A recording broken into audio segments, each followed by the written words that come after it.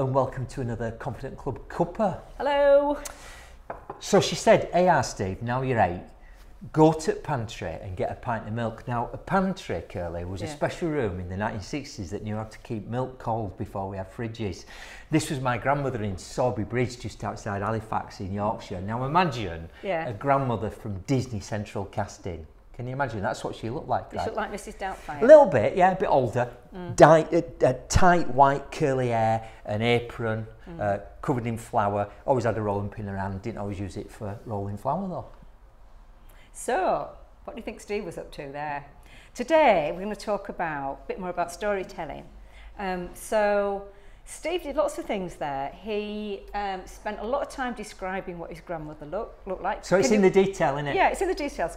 So can you imagine what his grandmother looked like? Yeah. A lot of detail. Hands up, by the way, anybody who's ever been to Sorby Bridge, anybody who's been to Halifax or north of England, probably a lot of people watching this has never been there. Yeah, but I have. Yeah. But doesn't matter. Doesn't matter. The point is it's in the details. So when you think about a journalist does a news story, it's like who, why, what.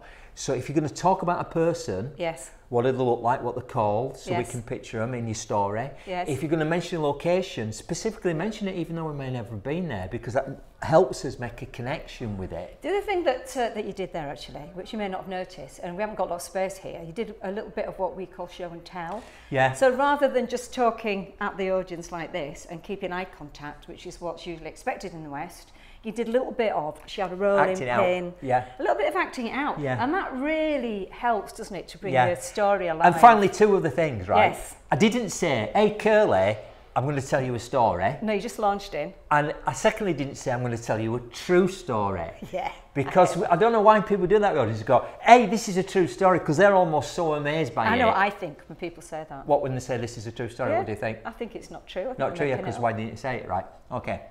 So, find your stories, make them your best friends, add that level of detail, put in a bit of show and tell. Yeah. And always leave them wanting more, because there's probably more to do with stories that we could... we could certainly do part 3. Part 3. I'll see you there. Yeah. Bye.